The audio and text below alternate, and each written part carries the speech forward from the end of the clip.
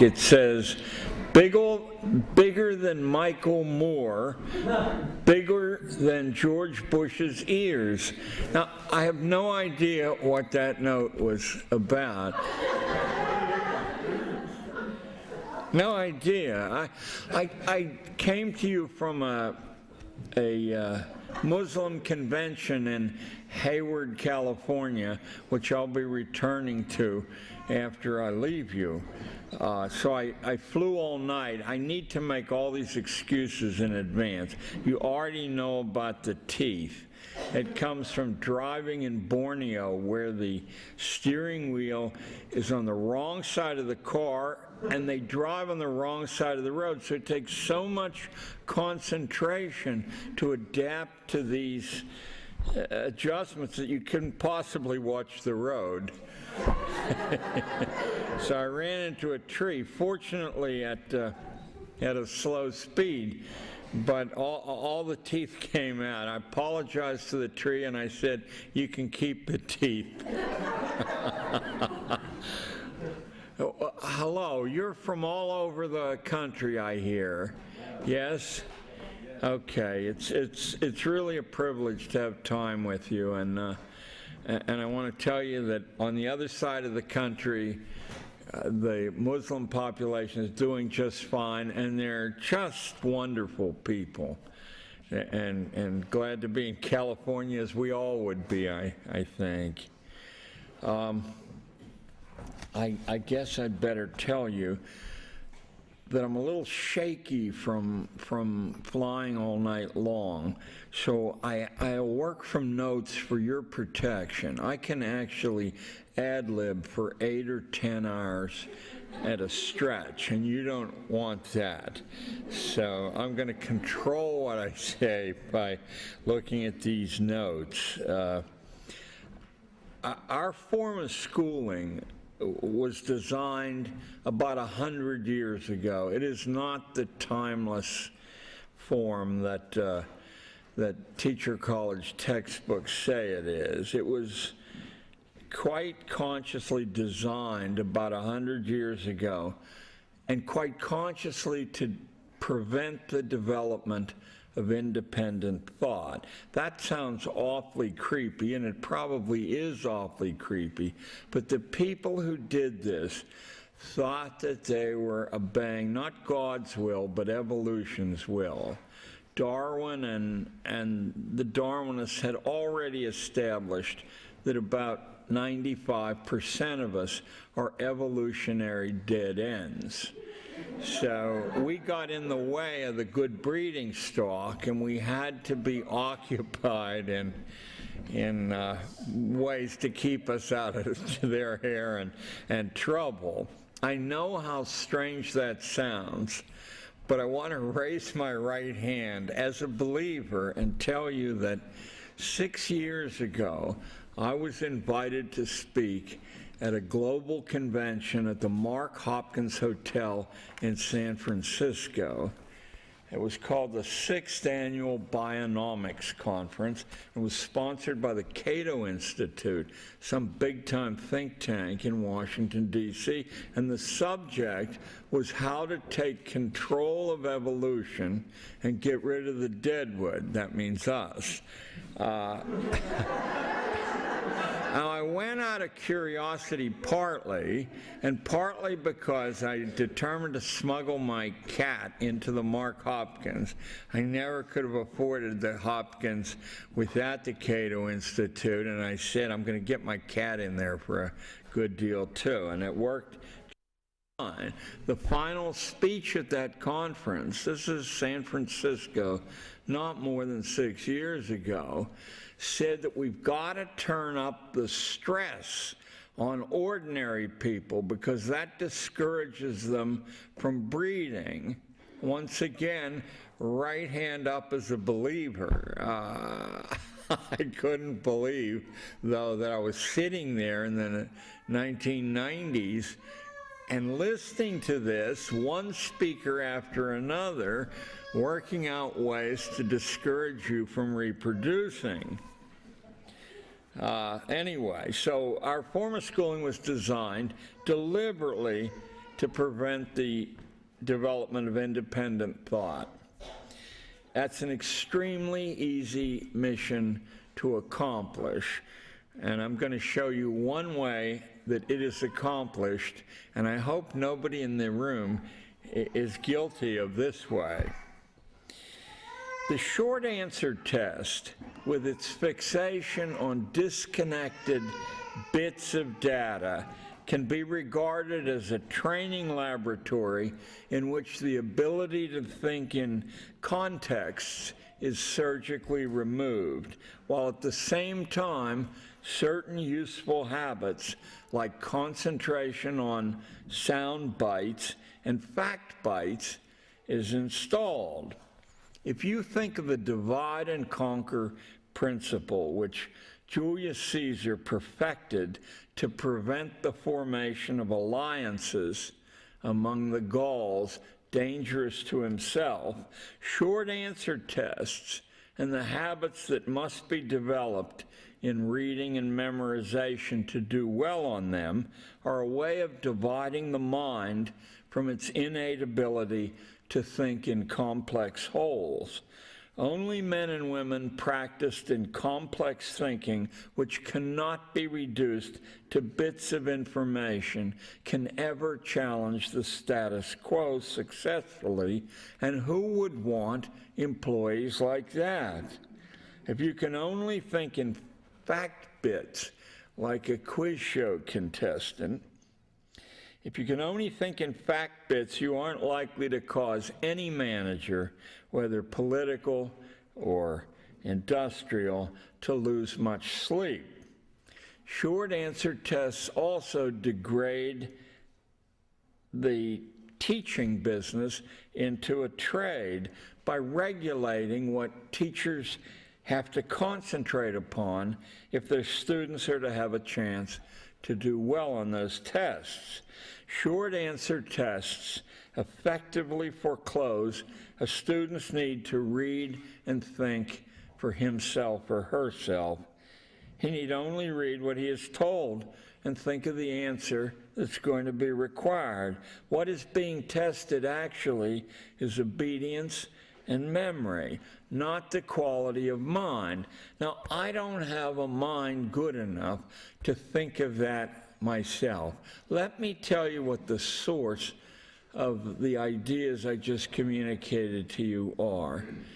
In 1898, that's 106 years ago, Cambridge University in England came to this conclusion and decided to segregate, compartmentalize their degrees into first-class degrees, second-class degrees, third-class degrees, and ordinary degrees. If you're the kind of person who wants to walk out of Cambridge with your degree stamped ordinary, then you'll probably approve of that method. However, the short answer test, although it could be given and continued to be given at Cambridge, no longer counted for the first, second, and third class degree. It was utterly irrelevant whether you scored 100 in every single short answer test you took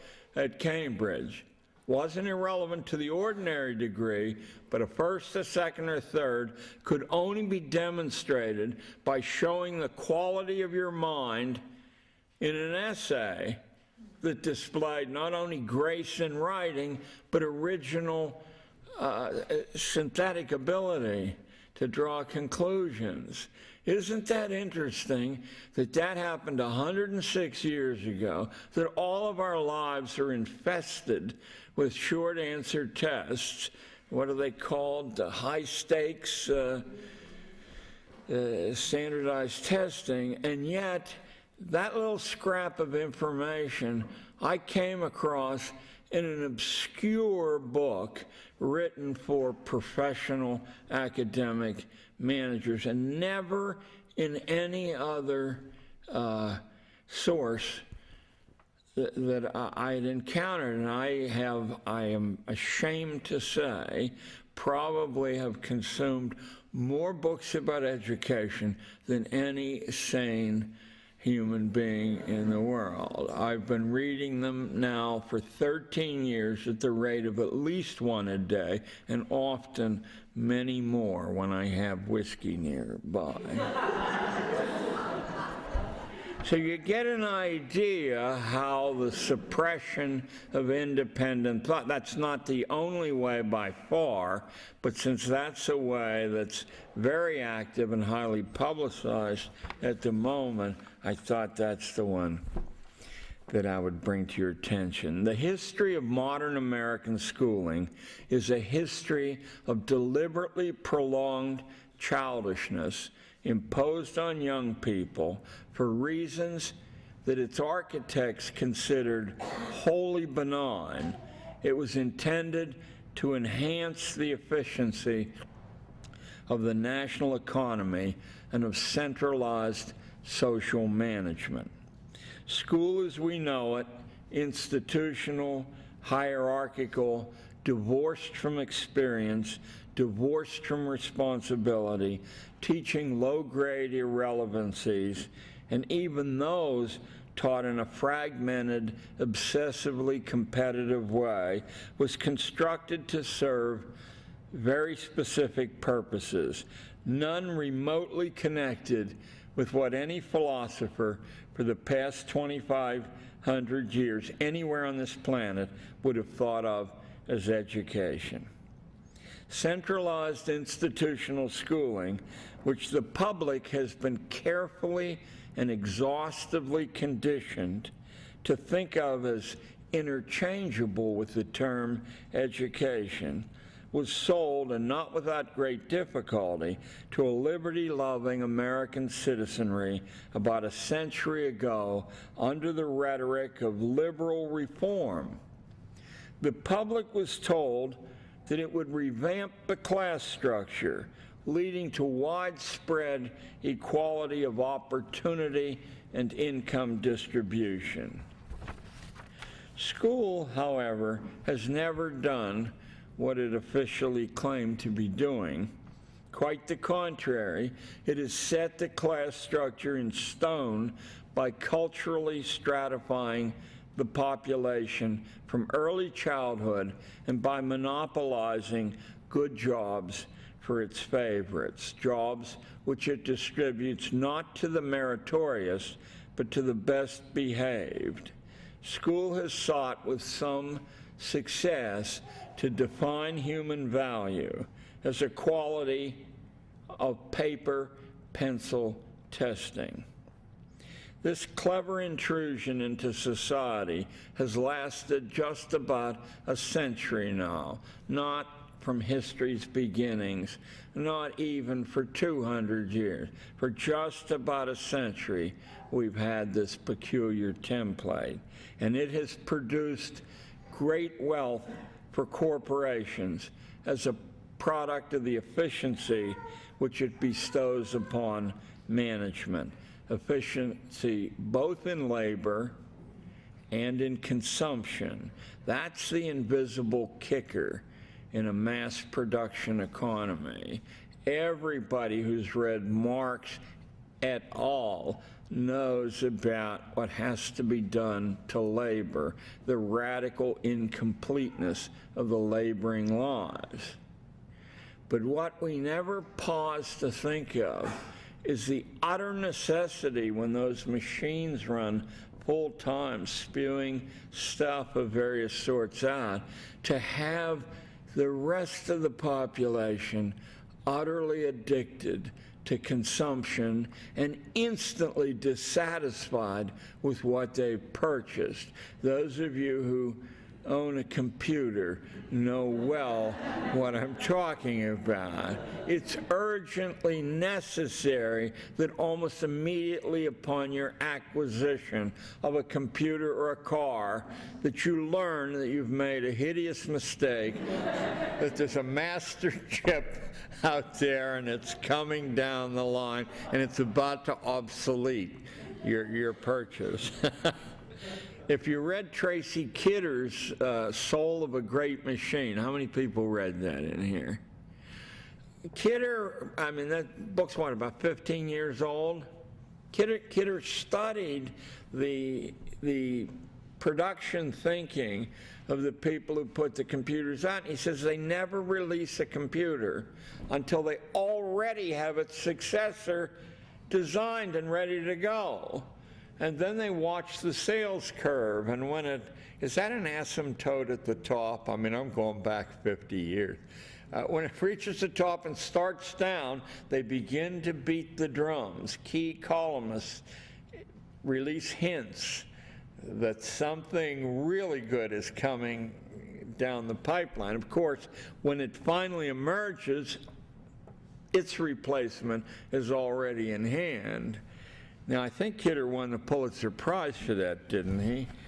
Anyway, so as the 21st century gains momentum, something has gone wrong with this wonderful thought suppression factory.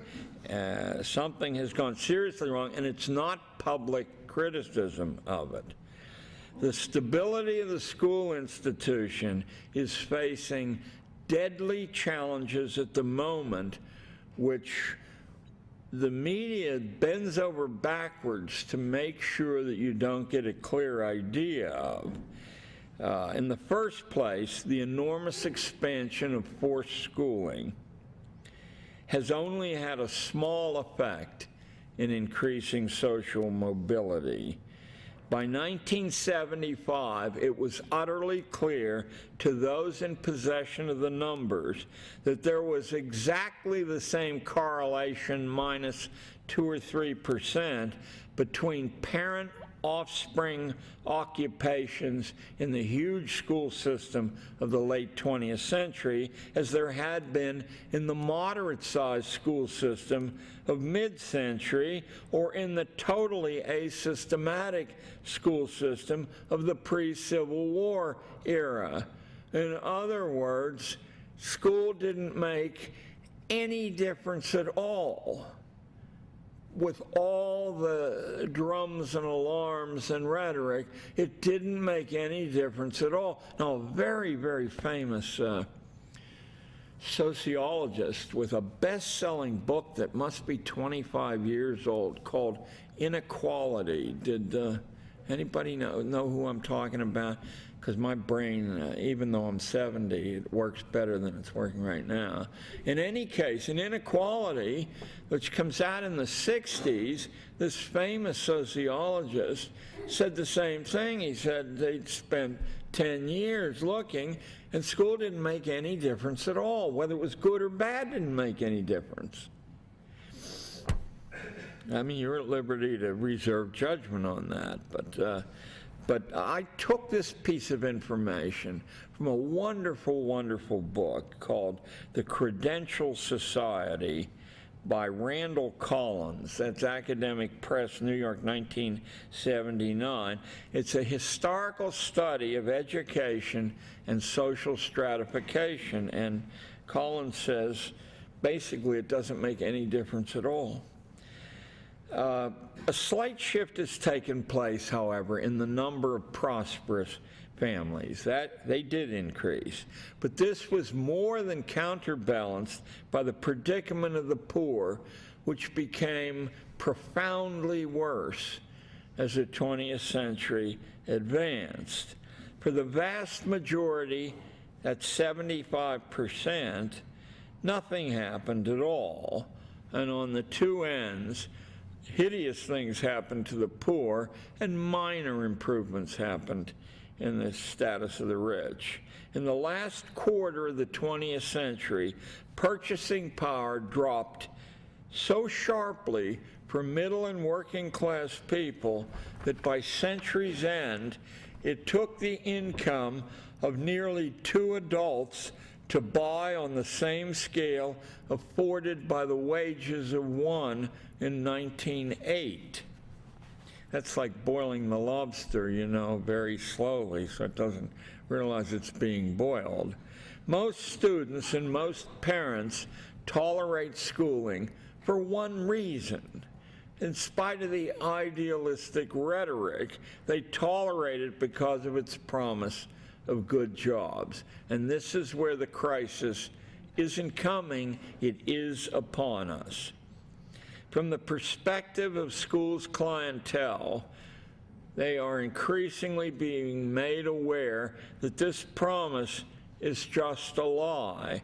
School is becoming an intolerable waste of time, expensive in both time and money, because the credentials which school offers are increasingly seen as illegitimate. Any of you sitting there who have a PhD degree will know what I'm talking about, but it's well on the way for all of us.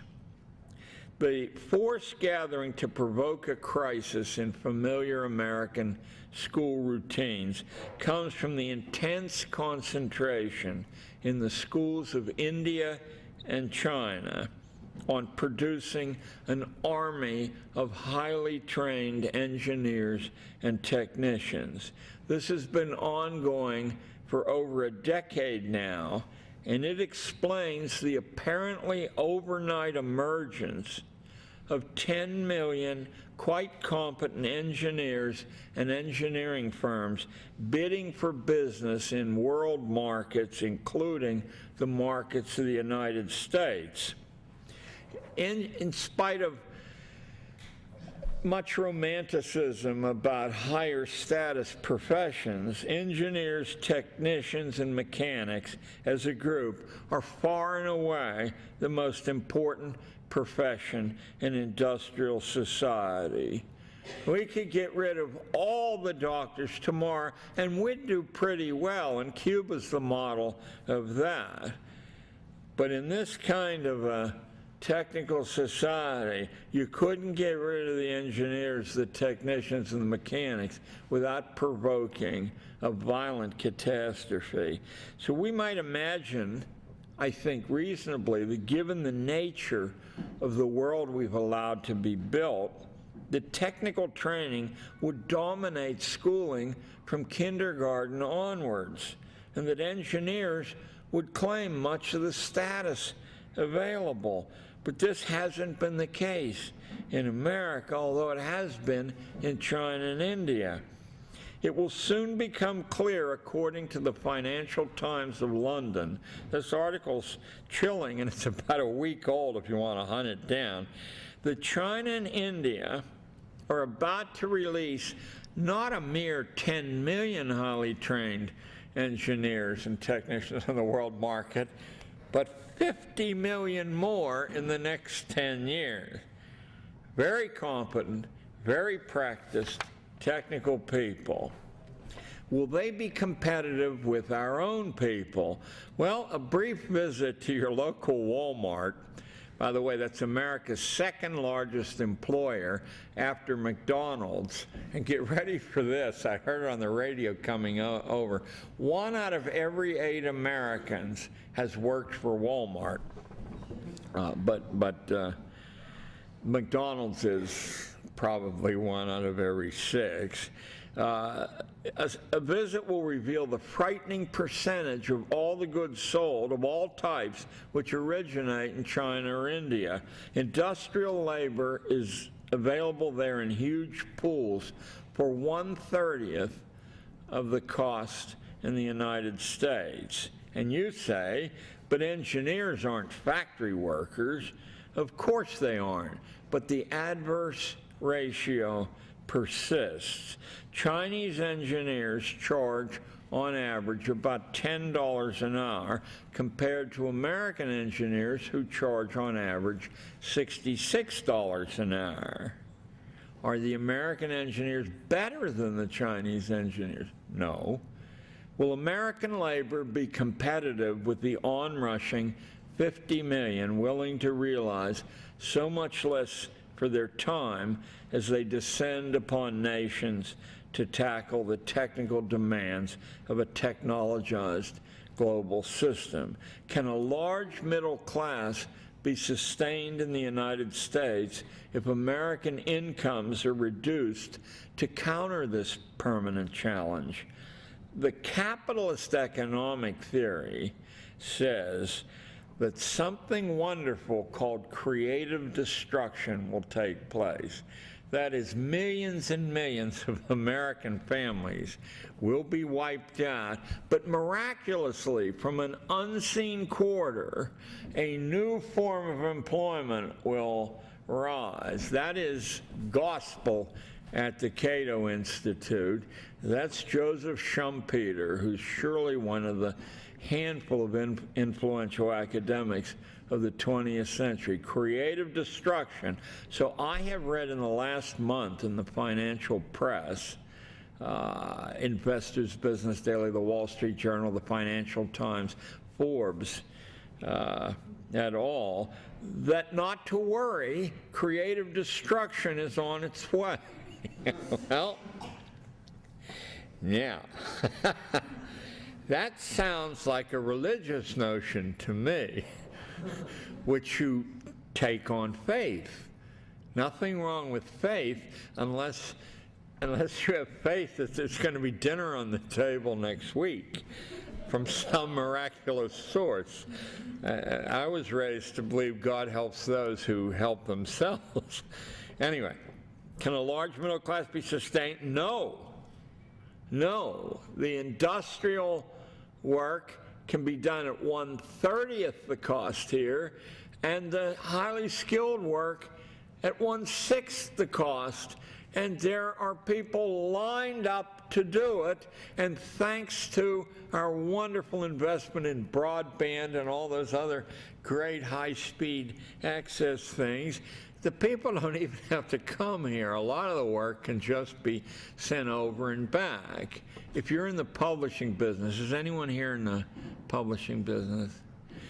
You will realize that the lion's share of typesetting now for books and magazines is overnighted to India, and then it comes back at, a dime on the dollar, and you can't tell the difference unless you're a typesetter, and then you can tell the difference because you have a cup on the street corner.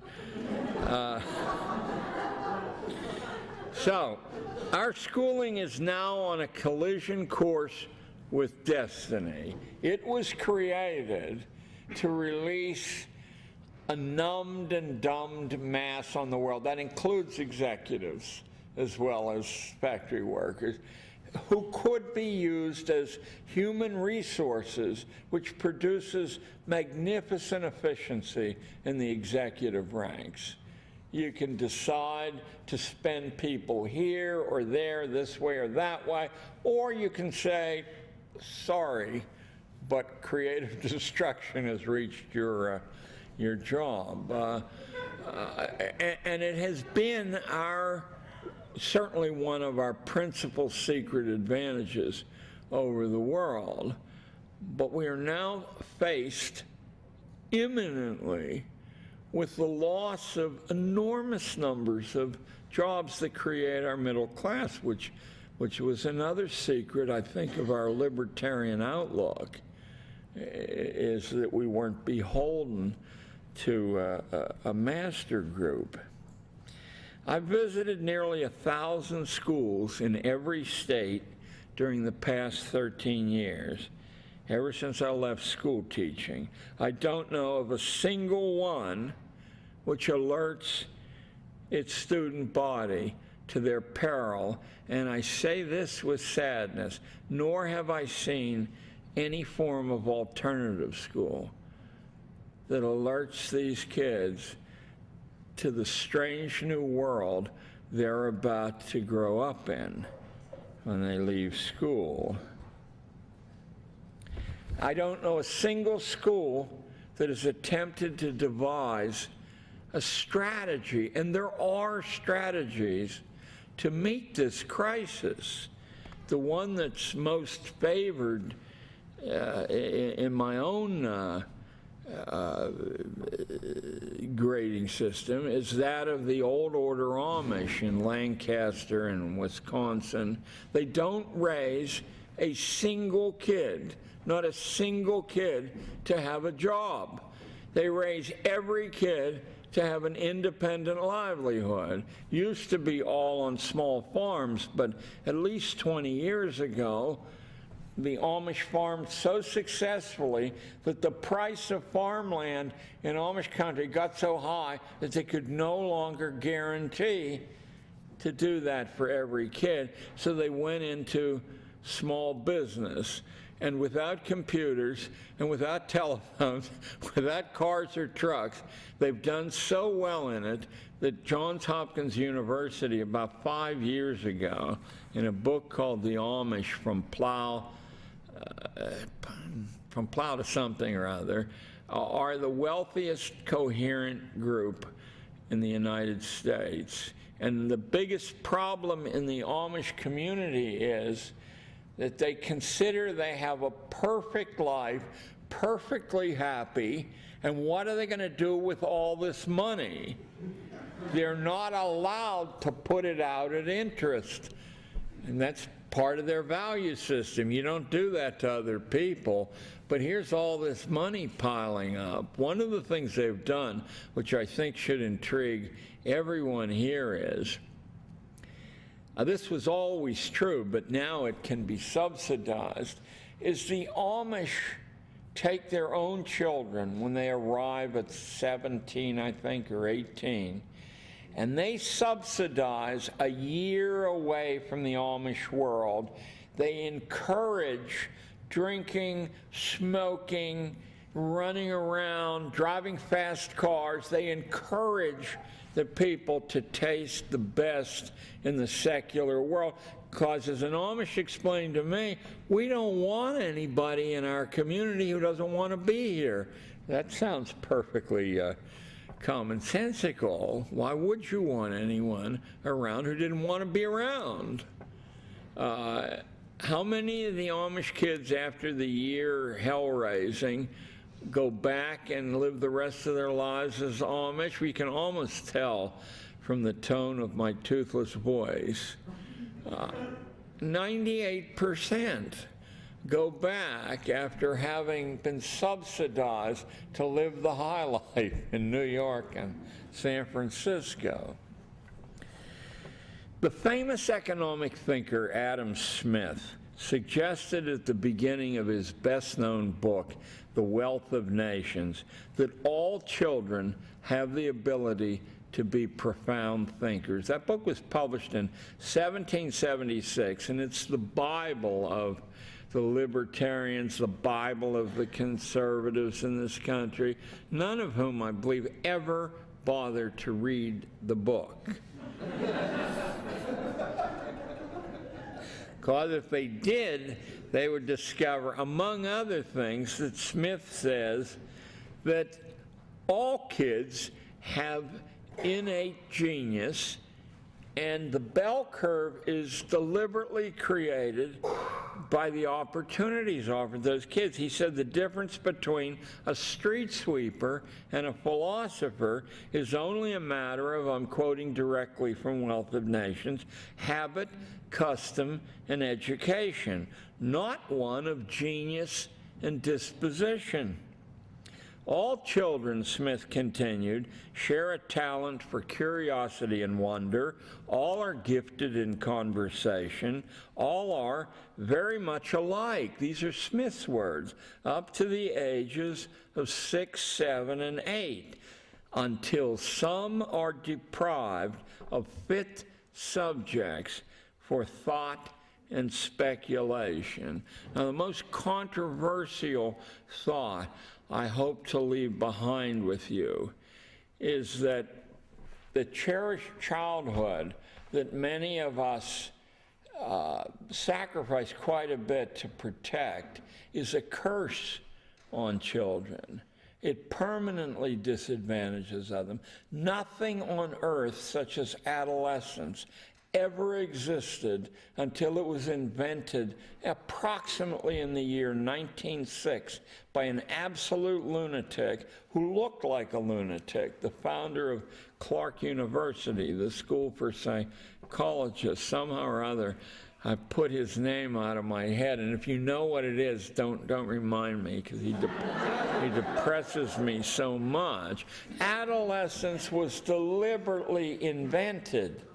Would you like a little proof of that? George Washington, who was considered by his contemporaries to be of average mental gifts, started school at the age of 11. The first subject he studied was trigonometry, but George was a dull boy. At the same age, or 1 year later, the first admiral in the American Navy, Admiral Farragut, was in charge of his first warship, sailing it from Peru to Boston with the enemy crew below deck, allowed to keep their weapons as a noblesse oblige thing. And when the captain appeared on the deck with his pistols, the real captain that is, and went over to 12-year-old, God, my mind is really, Farragut, he said that he would be damned if he was going to allow a stripling to command his ship. And Farragut said, "Sir, you have 1 minute to get below decks, or I will have you hanged on the spot and thrown over the side." So, closer to our own time, a famous female historian who was the co-author of that huge world history set that the Book of the Month Club for 20 years used as its main premium, Ariel Durant. It was Will and Ariel Durant, and they're extremely readable, and they're grudgingly acknowledged to have some worth by the professional historical crowd. Well, Ariel Durant married Will when she was 13, and they remained happily married for 50 years. So instead of studying freshman algebra, she was studying professional historiography at 13. Now, either Will was some form of sex pervert, or in fact this happy 50-year marriage that was blessed with millions and millions of dollars royalties from their history of the world has an object lesson there that I wouldn't dare, in the modern climate, I wouldn't dare get into. Anyway, nobody who claims to have read Adam Smith ever seems to remember these important ideas. For example, his pronouncement that children are so mutilated by mental deprivation in early childhood that they become, this is a direct quote, not only incapable of relishing or bearing any part in a rational conversation, but they are also incapable of conceiving any generous, noble, or tender sentiment, and consequently of forming any just judgment concerning the ordinary duties of private life. So I spent 30 years in a classroom, always with 13-year-old kids, the majority of them not only incapable of relishing rational conversation, but incapable of conceiving any generous, noble, or tender sentiment. And according to Smith, the cause of that wasn't that inevitable biological bell curve. It was caused by mental deprivation in early childhood. And after 30 years of teaching, about midway in my teaching career, I came to the conclusion that Smith was right. And I instantly shifted my 13-year-old, mostly Harlem-derived kids from a New York City 8th grade diet to exactly the same diet that I had been offered at Cornell and Columbia, where I took my degrees, in seminar courses. It took about 90 days before, in a school where people were swinging you know, on chandeliers through the building, and you didn't dare bring your car to school because you came out, all the tires would be gone from it, not just one, but all the tires. And the kids would lift it up, about 16 of them. I went from participating in the culture of that school, right in the middle of Manhattan's Gold Coast on West 77th Street near the Museum of Natural History, to having what amounted to, with slight modifications, but only slight ones, to a college seminar class where people were intoxicated with ideas, where they wanted to learn to speak and write convincingly, compellingly, coherently, because they immediately had opportunities to cut school and use those skills or test those skills or develop them further in the outside world. Of course, that wasn't the school's policy, and nor was it part of law, but it was part of my policy. The intellectually segregated classrooms of 20th and 21st century forced schooling in America virtually force mental deprivation on most children in their charge on the grounds that this is a kindness to ordinary children. But don't kid yourself. Those kids who are called gifted and talented, who wiggle their little hand at the end of their wrist, are equally deprived. I grew up during the Second World War in a coal mining town on the Monongahela River in western Pennsylvania, and let me tell you that the third grade curriculum in Monongahela was quite the equivalent of the 8th grade curriculum for gifted and talented kids in New York City. So we're dealing with a profound social experiment, he said.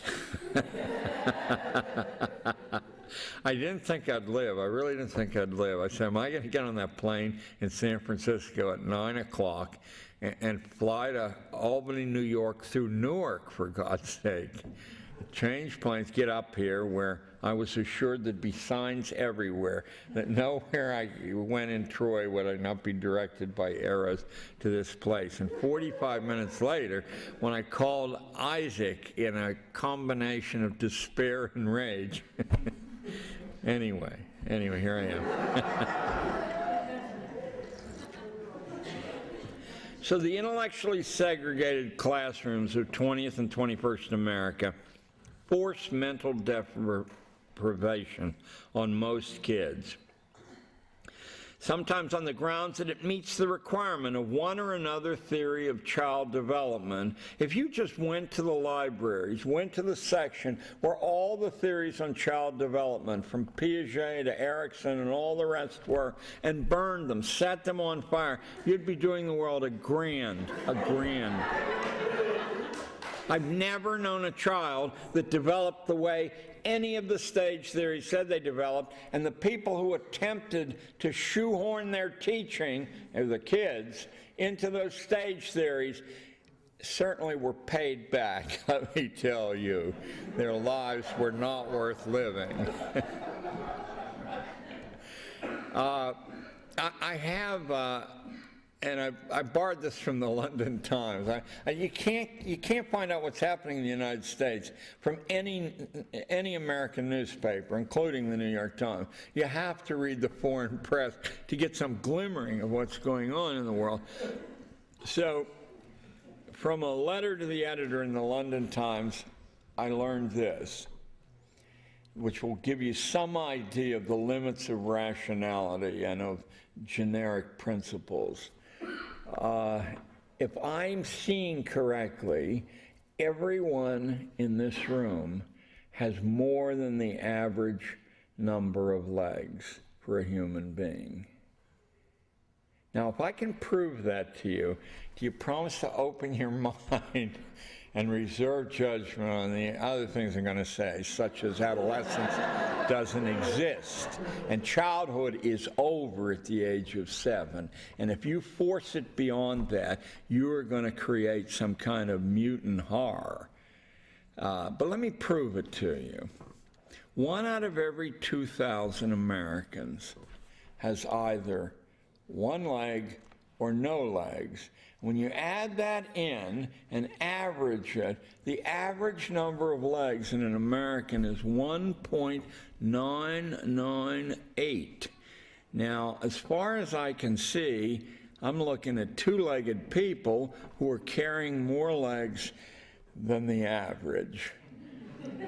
I would hope that every time someone uses the term average with you, you would understand that that leads you into an intellectual cul-de-sac. You cannot clearly see if you think about averages. Adam Smith never once claimed that education would lead to national prosperity, only that dividing the people into specialized classes and setting them into competition with one another did. What he did claim for education was that the division of labor would drive people seriously insane, even though it was inevitable because it produced so much profit for corporations. He said the only possible corrective is education. If your body and your movements can't be free, education can liberate your mind and make it free, and thence you can live a worthwhile life, and you can endure what you have to put up with from your economic destiny. Some of Smith's important contemporaries, even some of his friends, challenged his argument that ordinary people should be allowed to seek education. The economic thinker William Playfair, for instance, who ironically wrote the introduction to the first edition of Wealth of Nations, flatly stated that real education among the public at large would be a roadblock to national wealth, and he was absolutely right.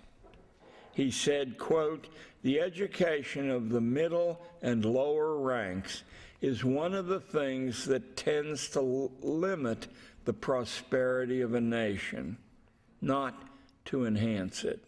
Playfair wasn't talking about any dangers in schooling, because schooling is confined to habit training, propaganda, rankings, confinement, and exhortation. Those are the weapons of mass instruction. He was warning about real education, the development of independent judgment, which arises from an ability to think comprehensively in context, not in bits of information and facts, informed by a knowledge of history, philosophy, economics, political science, natural science, literature, and of course, theology. A proper schooling, said Mr. Playfair, and don't you love the irony of his name, would only teach negatively.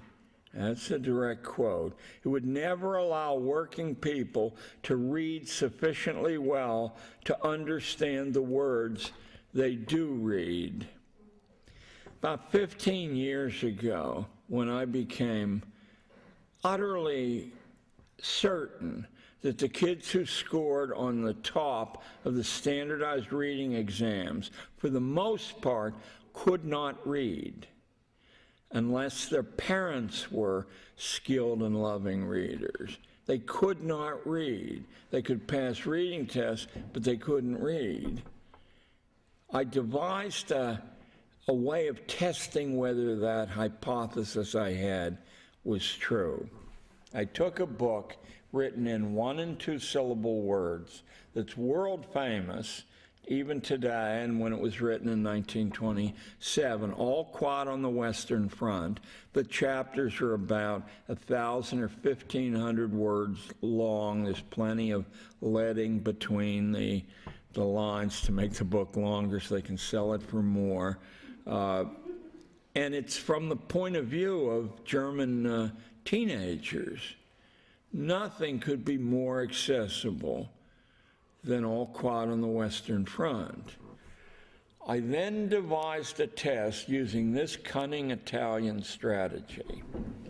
remember, Machiavelli, somewhere hovering in my background here. I studied the type of question that was asked on the standardized tests, and you don't have to do that very long before you see that there are really only half a dozen types asked.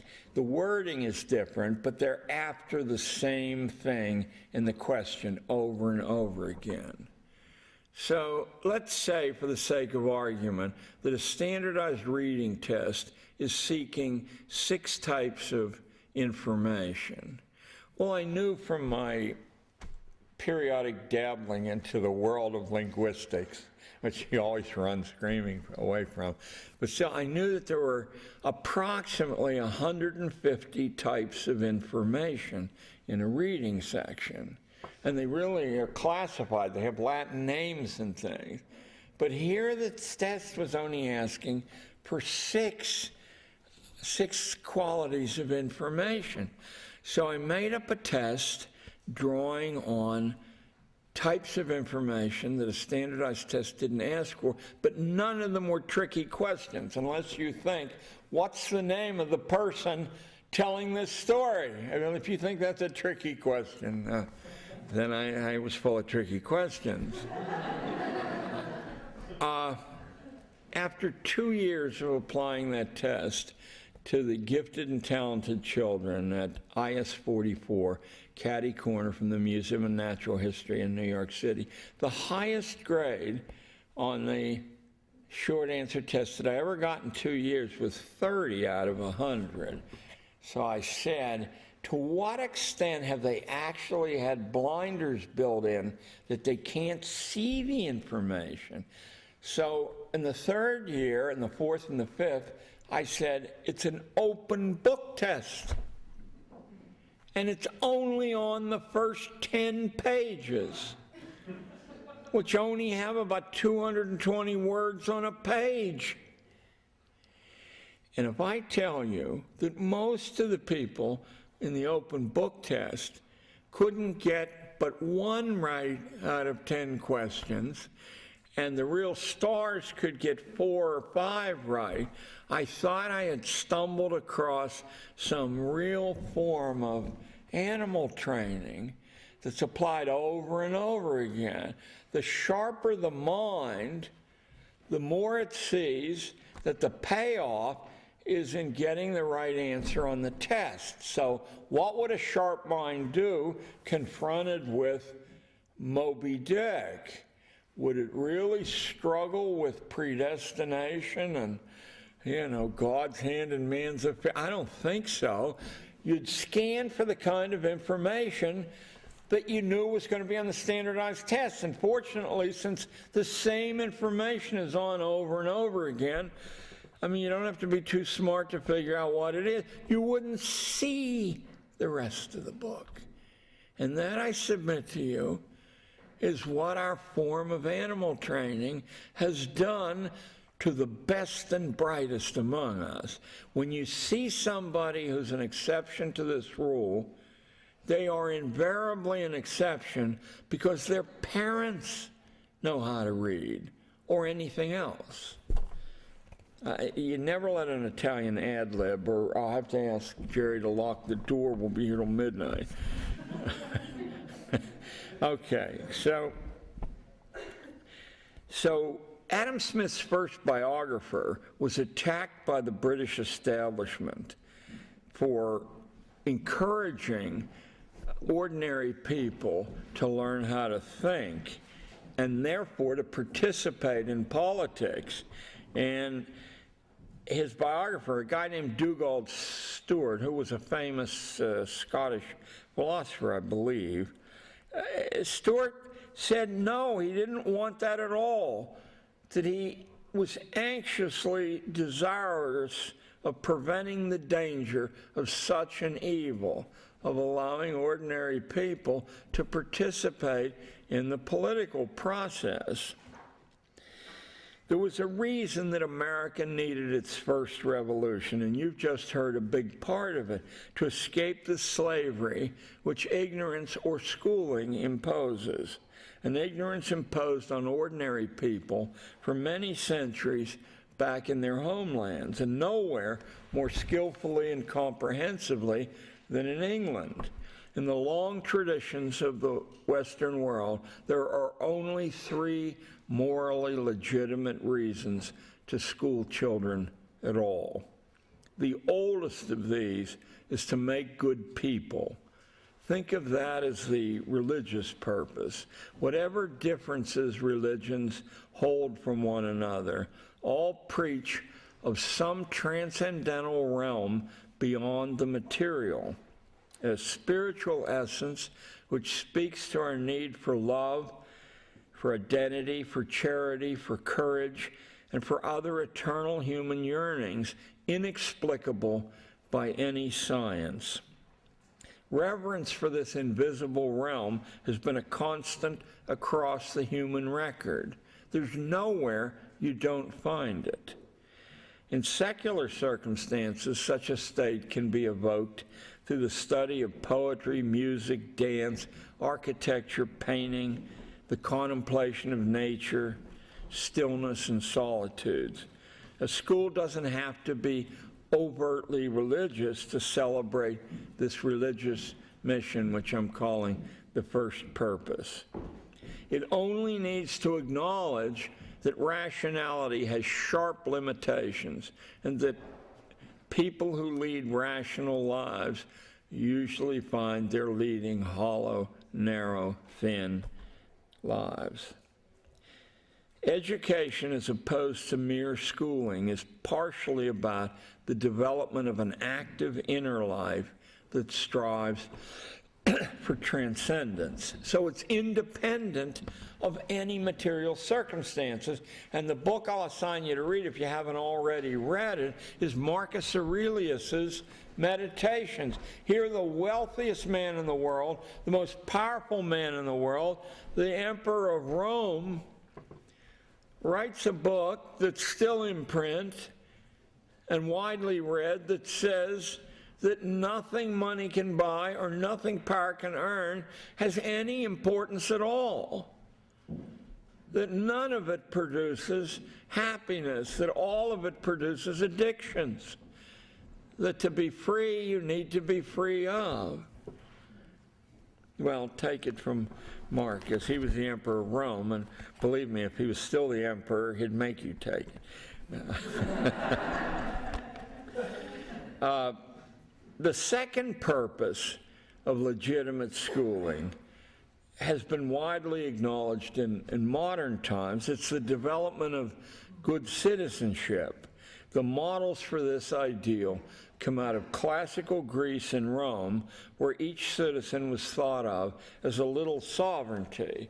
One of the interesting packages of information about ancient Greece that's been removed from the record, so you can read endlessly about it and not come upon this truly fascinating fact that all public positions in classical Greece, all of them, General of the Army's water commissioner, whatever you name, were selected by drawing the names out of a hat, or whatever the Greeks wore, I couldn't draw it out of a, that contained the names of all the citizens in the city-state.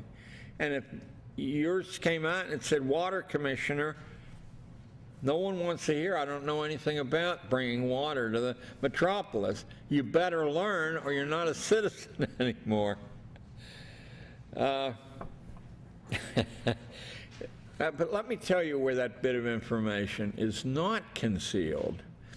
At St. Paul's, where the presidential candidate John Kerry went, they learned that when they study ancient Greece. At Andover, where the sitting president went, they learned that. At St. Albans, where the Democratic candidate Al Gore in the last election went, they learned that.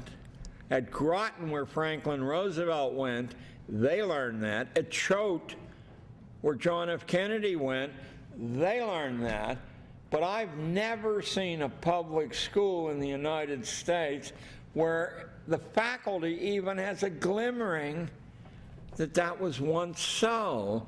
Doesn't that raised certain speculation about whether it could be so again. While I was laying on the floor of the airport in Newark trying to, the television, when I'm in there at 5:50 in the morning, the television's playing about a little biography of Donald Rumsfeld. That's exactly what I needed to try to go see. But my ear did perk up when it said that after a long lifetime, I mean, he was well into middle age of always doing government work, suddenly he's picked to be the CEO of some technical corporation. They didn't seem to worry. Is it possible that the people who picked him were aware that you don't have to go through 16 years of postgraduate training to learn how to be a CEO? That it's really about managing people. And that the second job he got for Halliburton, he knew nothing about it all, nor had he any prior experience at all. But Halliburton dropped him right in there. Hey, Don, way to go, man. This developing citizenship, a citizen was an independent agent who decided independently what was in the community's best interests. It had nothing to do with obedience, and it had everything to do with taking a seat at the policy table. Notice that you cannot do that unless you can speak well in front of audiences made up of strangers or even hostile audiences, and unless you can write well and coherently.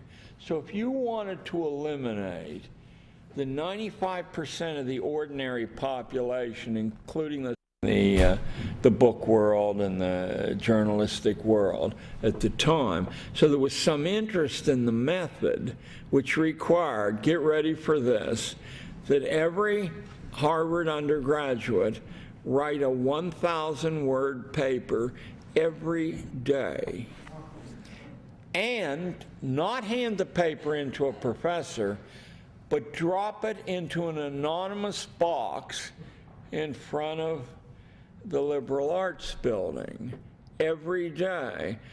Among the student body, there were passionate discussions of what dossiers were being created with this writing that would then open doors or determine ceilings on your possibility to advance in later life. But everyone who went through that regimen became a crackerjack writer. It was only in the early 1960s that someone at Harvard blew the whistle on what was being done. And when I say that, I see a gleam of understanding in your eyes. What was done with those 1,000-word daily papers was they were instantly taken to the incinerator and burned. The very act of doing it taught everything that needed to be taught. And I'll tell you, after 15 years of running a high-level intensive speaking program with Harlem kids, that all my input that I felt wonderful about and really, you know, I mean, I probably have it somewhere in a book, didn't amount to 1% of the incredible advance I saw among these kids that took place simply by having twice a week to go somewhere in New York City and make a public presentation in front of strangers, or go back to their own elementary schools and make public presentations or direct plays.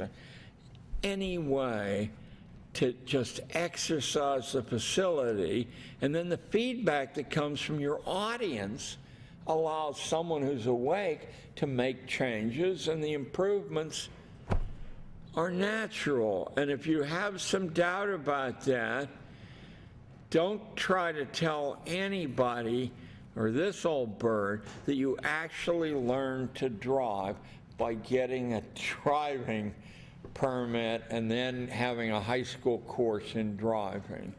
When you're out there with the madmen on these Albany freeways, in and out, the swirling, the hundreds of decisions that have to be made, many of which put your life in peril or your health in peril there, and almost nobody crashes. I know there are a lot of crashes, but almost nobody crashes.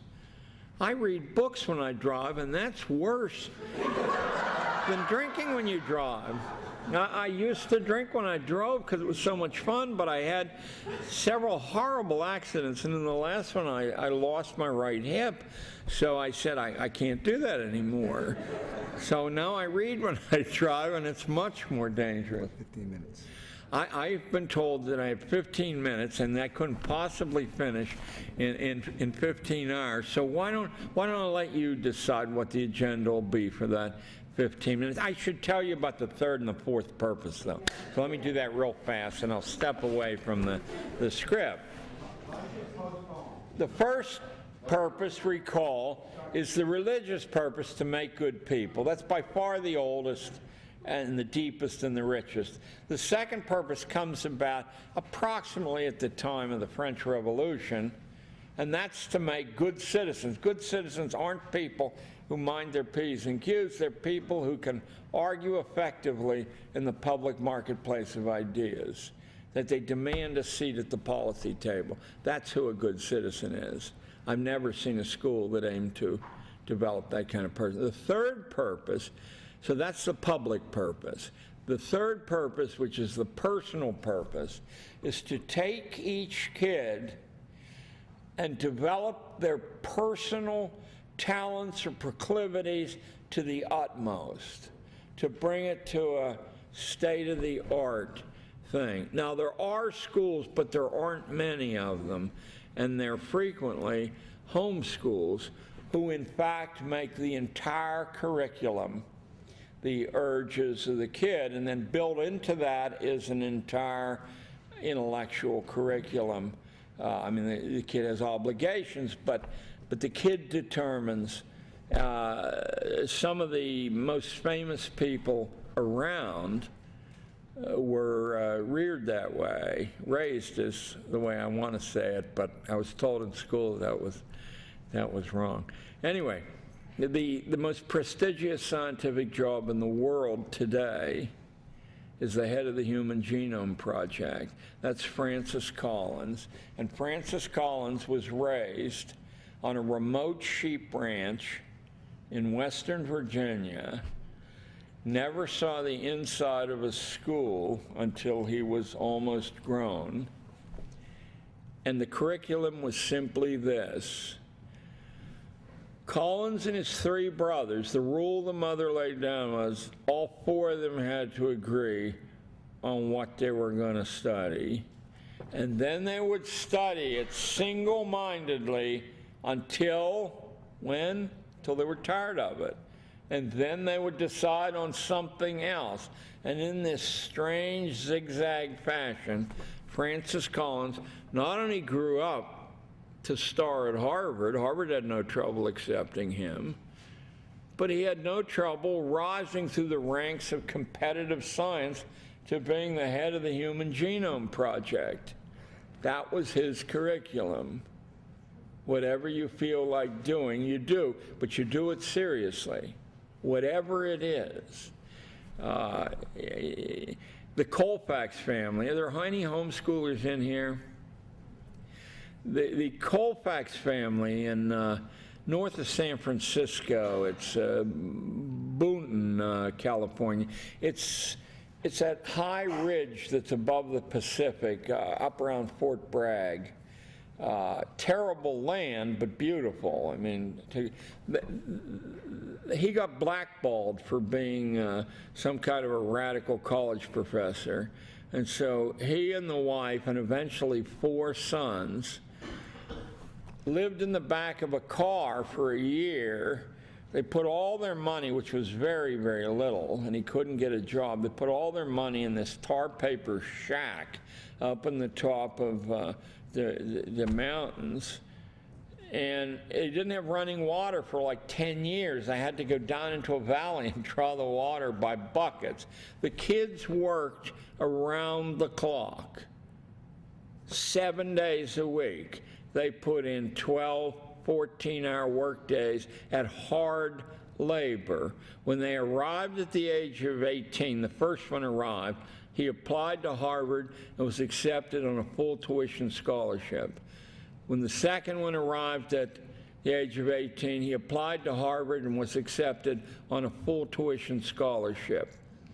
The third kid applied to Harvard 2 years later and was accepted on a full tuition scholarship. They're all grown men now. He was an adopted minority. No, the fourth kid. And the fourth kid, oh no, you're right. No, you're right. And the third kid was a minority kid who'd been adopted by the Colfaxes. And the fourth kid had become a world-famous goat breeder up in that mountaintop. He flew around the country carrying his goat under his arm, and he said he didn't want to waste his time at Harvard. Now, the book you have to demand that your librarian get for you is Trouble in Paradise, which holds your hand and takes you chapter and verse through how you can work hard 12 hours a day and at the same time get a beautiful classic education and scientific education. Or you can go to Benjamin Franklin's autobiography and find out how a kid working 60 hours a week at the age of 12 can put himself through a curriculum that Yale or Harvard or Princeton wouldn't dream of asking of their freshmen. And not just Franklin, but a friend or two also there. We have been profoundly duped, and we're surrounded by a pedagogical culture of deceit. We have been tricked into being our own jailers and to being much less than we could be, that we can be. And at that point, I have 9 minutes left, and I'll fight to hear. Yes, ma'am, in the... Oh, the fourth purpose is what schools are about today. The fourth purpose comes about through the work of Andrew Carnegie, John D. Rockefeller, Vincent Astor, people of that ilk. The fourth purpose is to convert you and your children into human resources which can be spent to make the managerial systems of government and the economy and the military more efficient. And that absolutely works. That's why we've dominated the world in the 20th century. We ask our citizens, without telling them, to sacrifice their lives and to make themselves fit raw material for managerial efficiency. That's the fourth purpose. We got the idea from Prussian Germany.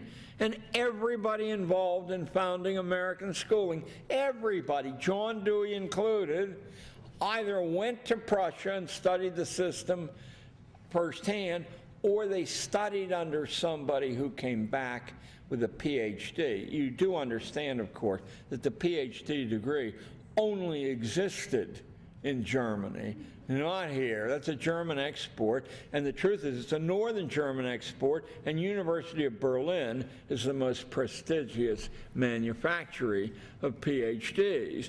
Every government agency in a span of 30 or 40 years, every government agency in the United States, every college in the United States, there are no exceptions, were headed by either a Prussian PhD or by someone who studied directly under a Prussian PhD. Dewey studied under G. Stanley Hall, that screwball who invented adolescence and was the president of Clark University. Can we have a couple more questions, Jerry? Please, please, please. We're all too fat. We don't need lunch.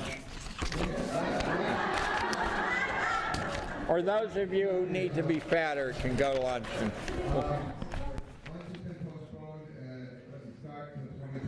We're going over by 2.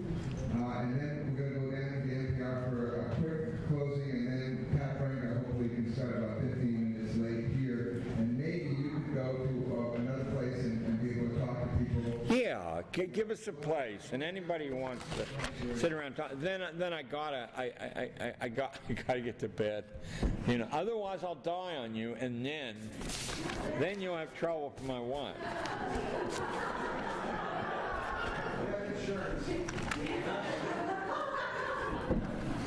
Hi, this is actually a question I'm also going to ask Mr. Frank later, but I am a homeschooling mom in New York State, and there is standardized testing which occurs in 4th or 5th grade.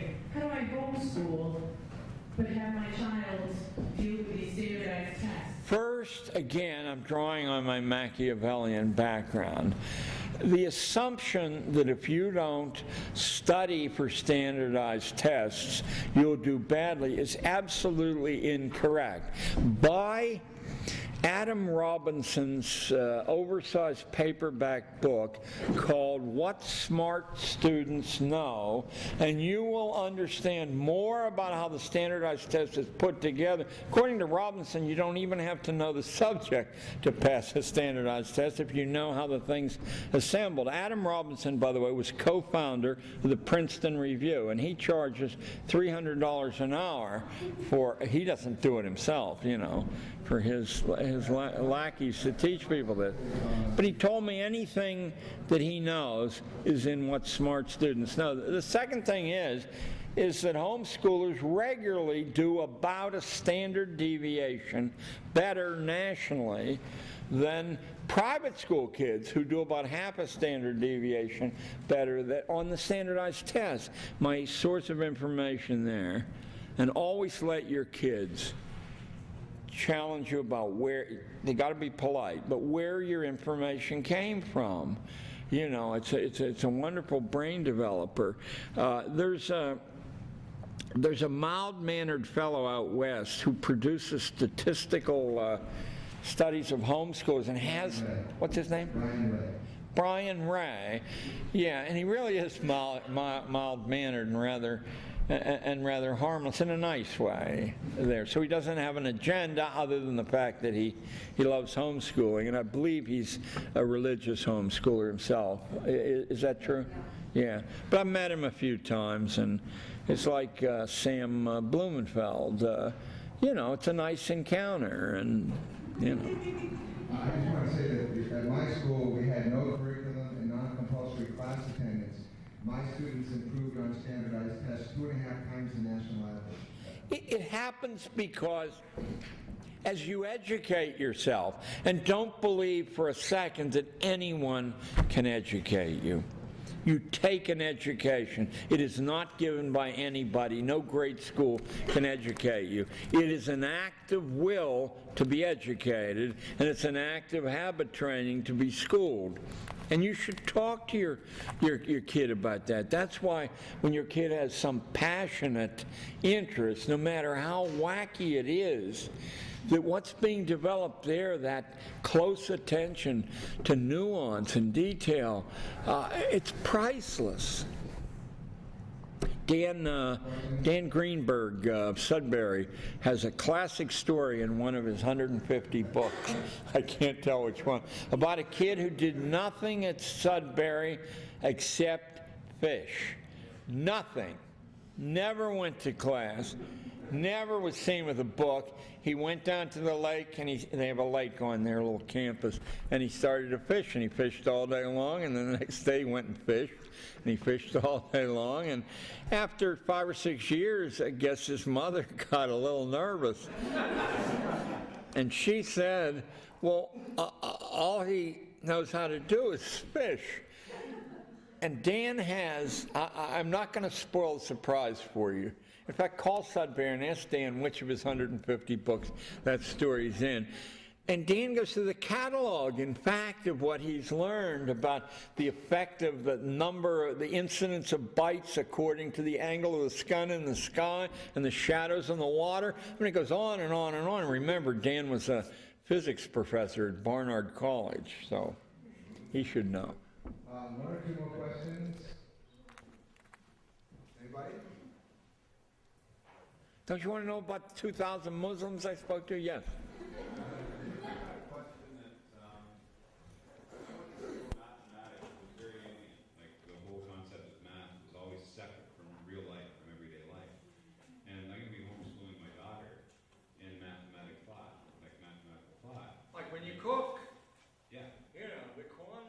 are decisive often. So what I'm actually looking for is that, like, to think in terms of calculus, to think in terms of numbers theory, and that type of thing, actually to put, like, I've never seen somebody teach calculus in a real way, right? It's always graphs, it's always Cartesian coordinates, it's always algebra, it's always that. Is there any kind of a method or something that you know of that you can actually teach that kind of thought? Well, you've heard of the famous California calculus teacher, Jaime Escalante. There was a movie made about him, Stand and Deliver. I'm going to tell you something that was left out of that movie, but first, let me praise Escalante. Not only overweight, but wearing a golf hat, and he has a Peruvian accent, and now he's with the toughest kids in the Los Angeles school district, never ate off a tablecloth, and are ready to fight day after day. So it's an impossible situation. Inside of 2 years, Escalante's classes were the highest scoring classes in calculus on the advanced placement tests in California, and get ready for this. In the United States, including private school competition, Escalante's classes were number 3. 2 years from 2 and 2 is 4 to the best calculus class in the country. What they left out, they show the passion, which I do think is a part of it too. But what they left out is the method that Escalante used. And I happen to have heard of the method from the man who invented it. It was an Air Force lieutenant colonel who flunked calculus himself 3 times. And he said to me, I knew that I wasn't stupid, and that it was the method that was causing this crossed wire thing in my mind. So this guy mortgaged his home and used the money to create a calculus program that's in widespread use across the United States, but only among homeschoolers. It's the Saxon calculus program. John Saxon was an Air Force lieutenant colonel who flunked calculus 3 times. Jaime Escalante, with his passion, applied the Saxon method to a group of extremely poor and combative children, many of them illegal Mexican agricultural workers, and inside of 2 years, they're number 1 in California, when we're talking about Beverly Hills and Bel Air and all those places, and number 3 in the United States. We're talking about Groton and St. Paul's and Choate and Gunnery and Hotchkiss. I have no interest at all in learning the calculus, although I had the world's foremost structural engineer, who I took a course from up at City College. Mario Salvadori was his name, had a whole page in Who's Who. He died about 10 years ago. Say to me, John, I could teach you the calculus in 3 days, but because you don't believe that, he said, in 3 years of hard study, you wouldn't learn the calculus. There, he said, it's extremely simple. Okay, I think we need to break. Why? Don't we need to talk? I need to go to bed, but I'd rather talk to you. Well, people have 45 minutes to do lunch, and then I think we'll announce where we can meet after lunch. Where you can I think by after lunch, Jerry, as soon as I get up from this table, I have to. You want to cry? Okay, you want to do that? Okay. You want to go to lunch, you go to lunch, you can stay here and talk to people. You want to do that? Yeah, and I'm not insulted if you go to lunch. My wife would go to lunch.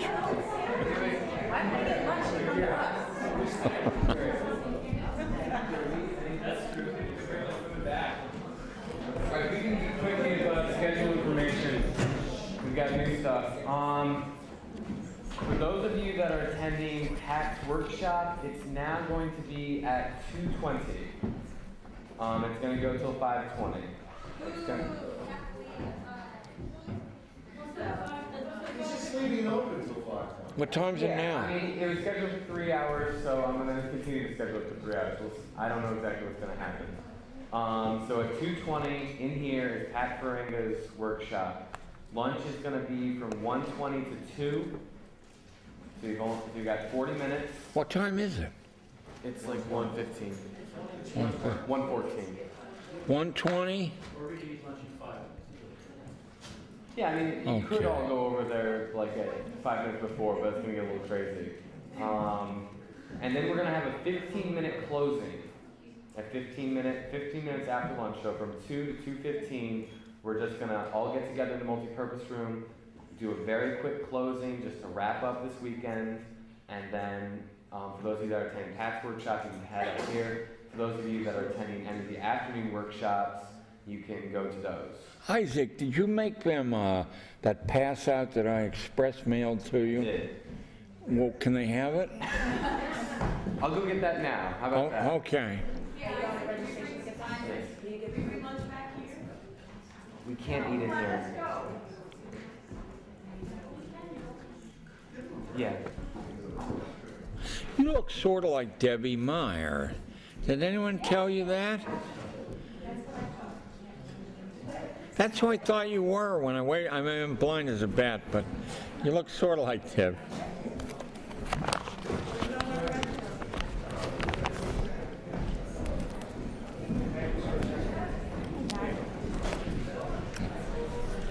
Angela, I talked to you on the phone the other day. I'm sick as hell. I freaking chucked out here to. Uh-oh. But That are you means doing? I'm not getting too close. soon I'll be sick. No, no, no. All right, this will be the translation of that one.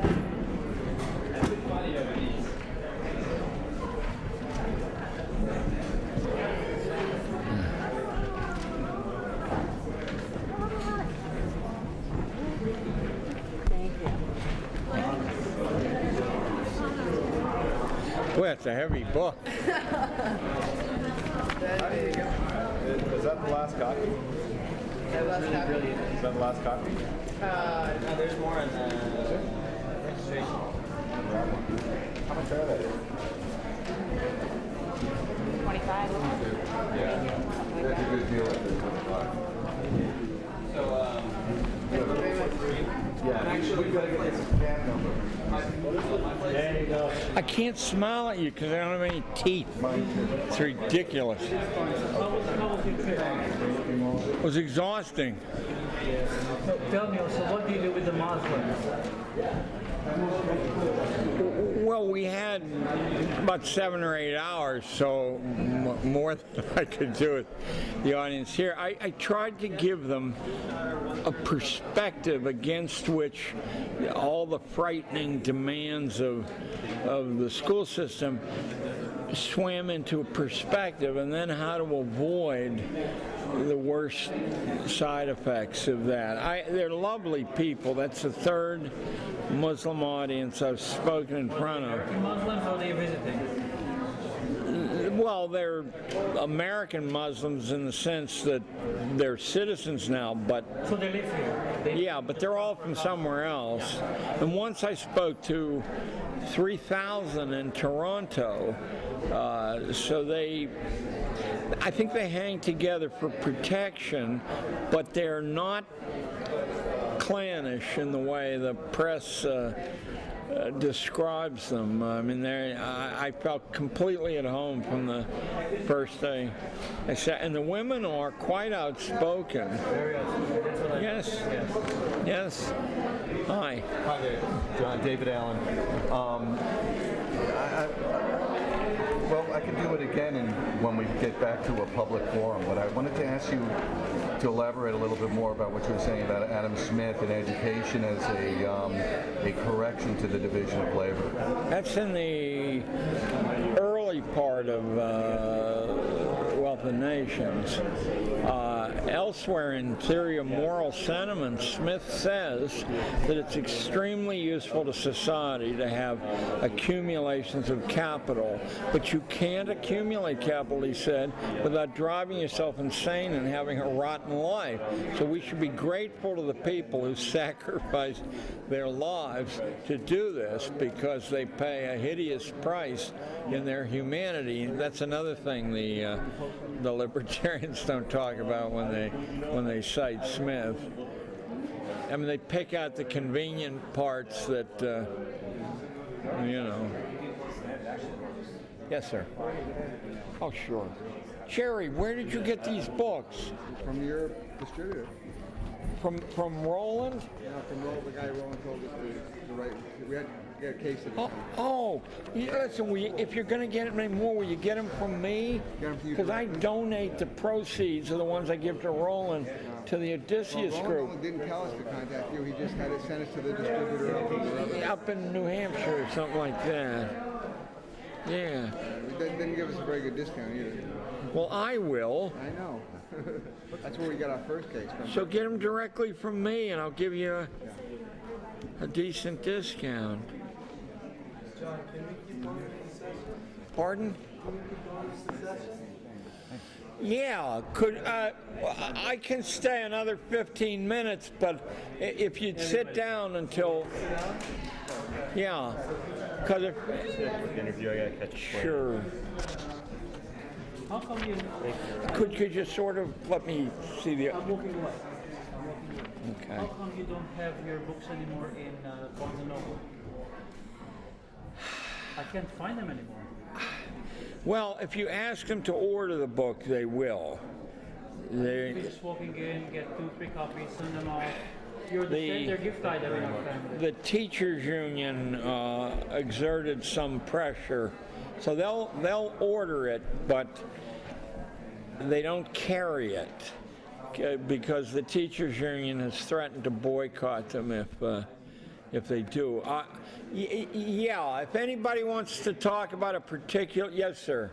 Hi, John. So the question I've been asking all the time is this. Now, a loud voice so you can be heard over the din. I waved the magic wand, so tomorrow morning, everybody woke up as a home, as a democratically schooled, alternatively schooled, homeschooled person. What difference would it make in the world? Yeah, you know, if we had a pitcher of beer and we were alone, I would be glad to gnaw on that. No, it's too theoretical. The truth is that the emphasis on schooling and draining the public treasury into the schools not only works against the interests of kids, works against the interests of families and working people. The attention of the government ought to be on full and decent employment. And let me tell you that when people have those needs taken care of, they're much, much more receptive to improving their mental state or their character or whatever. What else does... So that means what? Everybody...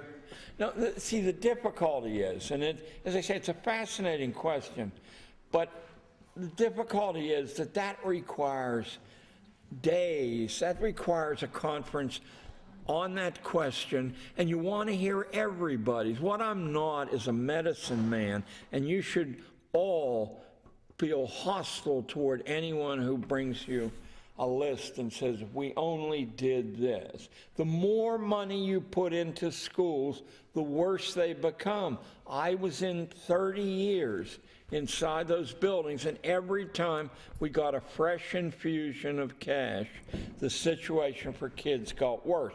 Now that sounds like a radical opinion, but let me show you what the mechanism is. What do you spend the cash on other than more intrusions into the kids' thinking time?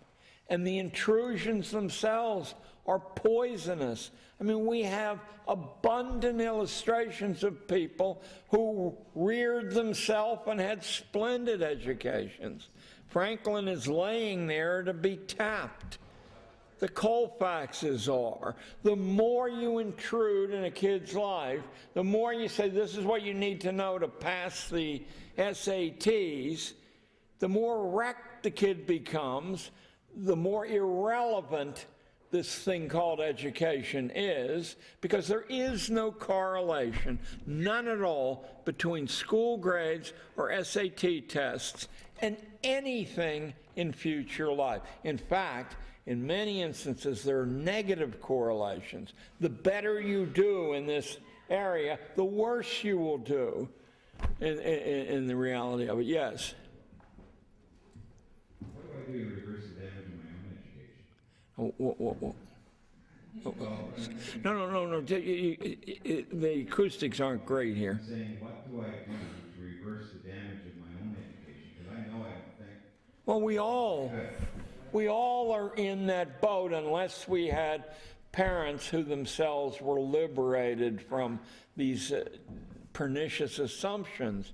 I've been working at it, I don't know, I guess 40 years, and I'm 70 years old, but and I'm certainly not where I wish I was, but when I look back on the incomplete me's in the past, I'm just aghast. I mean, I entered public school teaching straight out of Cornell and Columbia, believing that the human race distributed itself on a bell curve, that it was a kindness to stupid people not to ask them to think, etc., etc. I never wanted anything to do with mothers and fathers because they got in the way of, my working day. And slowly, bit by bit, I cured myself of most of that. Not before horrible damage wasn't done to my own children. Both of them became National Merit Scholars, which meant they didn't cost a penny for their college education. And both of them became committed to their happiness from the approval of others on marks of some sort. And nobody's impressed the day you step out of school with your marks. And I'll prove that to you, just like I prove that you have more legs than average. If there's anybody here who ever hired an engineer or a barber or an auto mechanic or a lawyer and said, I first want to see your standardized test scores, then I will eat these cups in front of you. Give me a break. Nobody cares. We all know they're irrelevant. They do not measure or grade in any way that's useful to anybody. Then why do we allow them to... Mirror and say, why do I allow? Why, when they tell me I have to take a standardized test, or my kid does, do I do it? Why don't I say no? Did you notice 2 years ago that when the wealthy parents of Scarsdale said we won't take those tests, that they didn't take those tests? Don't take the tests. But don't throw mud at people and call names. Just say, Bartleby the Scrivener is my Bible. Do you remember that Melville story? I prefer not to. That's all you have to say. I prefer not to. I'm a parent of a soon-to-be 13-year-old boy, and we're unschooling. And I'm from North Carolina, and we just opted out of public schools last October. And he was in an international baccalaureate program. And under a lot of pressure. And I have just enough understanding about child development to be quite dangerous, but I could observe him becoming quite stressed. Oh, sure. And so we had a meltdown, to make the long story short. And now we're actually, I find that we have like 1 foot in the old energy and 1 foot in the new energy. And we're having difficulty integrating, and plus we're quite isolated in the Winston-Salem, North Carolina, central area of North Carolina. There are very few, 3 unschooled families in my... Can you talk as an equal with your kid? Yes, yes. Yeah, well, always bring these stresses out in the open and discuss them. Do the rest of you know what the International Baccalaureate program is? I'll bet you don't. It's the same program on a lower level as the Rhodes Scholarships. They are an attempt to create a globalized elite independent of locale, independent of tradition and family, people who can manage a global society. You know, they tried to pull one off in the last 10 years, so it's still premature. The isolation is one of the things that we're having difficulty with as we have jumped from one worldview to another worldview, I guess we see homeschooling as a life way. Yeah. It's a pact. But North Carolina is a prominent unschooling state. Well, we have I guess I should qualify that then, because what we have in our hometown is the believers and the inclusives. Don't be so certain. I mean that. Don't be so certain. I work as often for religious homeschoolers as I do for secular homeschoolers. And it's difficult for me to tell the difference among those who are doing it passionately with their heart in it. I don't feel the sense of some divine menace when I'm with those people. We were actually asked to sign a statement of faith. We were asked to sign a statement of Christian faith before we could join the... Well, I think that you have your own integrity there, and if you don't wish to do that, then you're going to have to find another group. But how far up away from the coast are you? Substantially. It would be 3.5. Asheville? Are you around there? We're actually in the center, in the very center of the state. And so what we're finding is that we're eager. We're actually... How old's the kid? Militant homeschoolers. How old is the kid? 12. 12, perfect. You read David Colfax's, and Mickey Colfax is his wife, Trouble in Paradise, and you'll see how a totally isolated family who were really far away from any neighbors managed a brilliant life and a brilliant marriage out of it. And their kids are heavily involved now. I mean, I think one's a lawyer and one's a doctor. Does somebody follow the Colfaxes? Anybody? Well, they're heavily involved in urban work and, huh? Is it COLFAX? COLFAX. It's unique in a way because he's so articulate, so you can see year by year this process emerging there. And they say Harvard is nothing if not cold-blooded about who they take in, so they would not be charmed by the idea that you lived in a in a red mud tar paper shack up on a mountain. What they were impressed by was the development, both intellectually and in character, among these kids. Yes, sir. Hi, we're both attendants or graduates of the liberal arts college, and that's an experience which I value enormously. And I was just wondering if you had a perspective on how higher education relates to these perspectives which are holding for standardized testing in lower education, both in terms of the freedoms that are allowed in higher education or the manners in which a homeschooler or a non-schooler might... If I were your age and I were contemplating higher education, I would really try to cleanse my mind of the need to go and sit down at a college. You can take a bachelor's, a master's, and a PhD from the best colleges in this country by correspondence.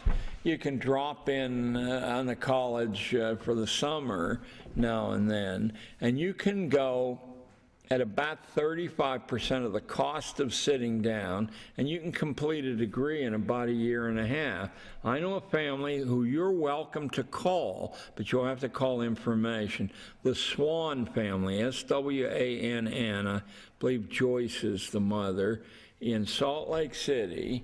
They have, I know it's going to kill some people here, they have 17 kids. Every single one of them had a college degree by the time they were 18, and several had master's degrees, and one had a PhD by the time, not from some cow college or podunk either. Now, I may be exaggerating. She has at least 9 kids. Yes, sir. Yeah, loud, so everybody. I value what you had to say about schooling, but if I heard you correctly, at the beginning of your talk, you said something entirely new and different than I've read in your books, which is that you see economic catastrophe is not only on the horizon, it's weeks, months away. It's already upon us. It's upon us. Yeah, it's upon us. Because we're a remarkably consumptive economy, and we're all going to stop being producers and simply be consumers. Right.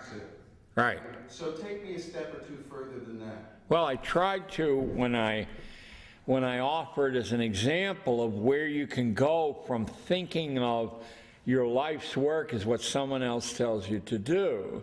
There's an infinite number of ways to be useful to other people and to make a very good living doing that. You simply have to find out what other people want and give it to them cheaper or better, or simply being the only one offering it. I had a boy in 1968 who made, he was 13, $68,000 a year. It was more than his mother and father put together, and he made the second page of the Daily News, the whole page. What did he do? Well, he wanted some money. He followed this prescription of what do people need, and he lived in a 15-story apartment building. I live in a 13-story apartment building. Every building around was 8 to 12 stories. He saw the difficulty with which older people had walking the dog every day, or otherwise the dog goes inside. Plus, he learned from talking of the difficulty people have when they go away. Who's going to feed the fish? Who's going to burp the parrot? All these other things. There are a limited number of pet stores in New York City, and they charge an arm and a leg to do that, and they're not always that scrupulous. You know, I mean, you're out of sight, you're over in who knows where, and you know, they throw the bone in the door and get out of there. So the kid taught himself first to walk more than one dog at a time, because, you know, one of these buildings will have 60 dogs in it. And then he put out a competitive bid, got some business, and that was it for his part of the dog walking. He became a broker for pet sitting and animal care. And who did he hire? He hired all the other kids who'd like to have a buck in their pocket, who can't get work. He had no trouble having his choice. I give you his name. He was a Broadway producer 10 years ago. I don't know what he's doing. Brian Bantry is his name there. And when kids came to me, and there's no kids in the room here now, can I say, and bitched, why did he get to do that? I said, no, wait a minute. There's 8 million people, or 15 million in the metropolitan area. There must be 20 million animals, and he's handling 300 or 400 of them. I mean, go to it. So if I might come back with a follow-up, what you're saying is that the economic catastrophe is upon us, but what's really happening might be a chance for renewal, because the entrepreneurial spirit may, in fact, spontaneously be necessary. Well, when you say renewal, that's probably accurate. It's a reversal back to the time of 1859. Abraham Lincoln spoke to the Wisconsin Agricultural Association. The British, who had come in to pay for our westward expansion, were saying, don't waste time on the poor who live in mudsill huts because they can't learn anything and they'll never be part of the world. And Lincoln said in his famous mudsill speech of 1859, which I took out of Richard Hofstadter's Main Currents in American Thought, I think, but certainly a Hofstadter book, he said, open your eyes and look around you. 75% of all Americans have an independent livelihood. And the other 25% are storing up a little bit of capital, and they're aiming to have an independent livelihood. They're seamstresses and dog walkers and fishermen and loggers, and they have independent livelihoods. They're engineers, they're small farmers. That's what the Amish never forgot. They're immensely prosperous. Their community's virtually crime-free. It's drug-free. The people are happy as pigs. They don't know what to do with all the money they have. An Amish said to me, it was in Western Ohio, it was at the Second Luddite Convention. About half the attendees were Amish, and he said to me, he said, you'd have to be a damn fool to buy chemicals. They're so expensive. You can get double the results just by knowing how to farm. And another person who wasn't an Amish said to me, he lived among the Amish, he said if the Amish wanted to build a moon rocket, they would. Wouldn't be difficult for them at all. They just think it's foolishness. We can return to a time when we served each other rather than through the mediation of Philip Morris or Colgate or Microsoft. What are Amish schools? A little louder. What are Amish schools like? Do you think that? Well, you want to get your librarian to dig up for you a Supreme Court decision rendered in 1976. It's Yoder versus the state of Wisconsin. When the state of Wisconsin demanded that the Amish go to school, they have no schools. Do they homeschool? No. What they have are people, and the people participate in a highly productive, very, very happy and sane community.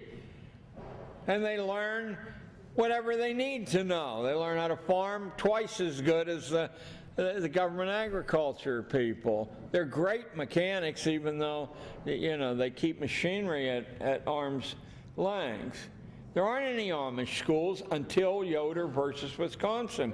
So the federal government starts putting pressure on the Amish and saying, you'll go to jail if you don't send your kids to school.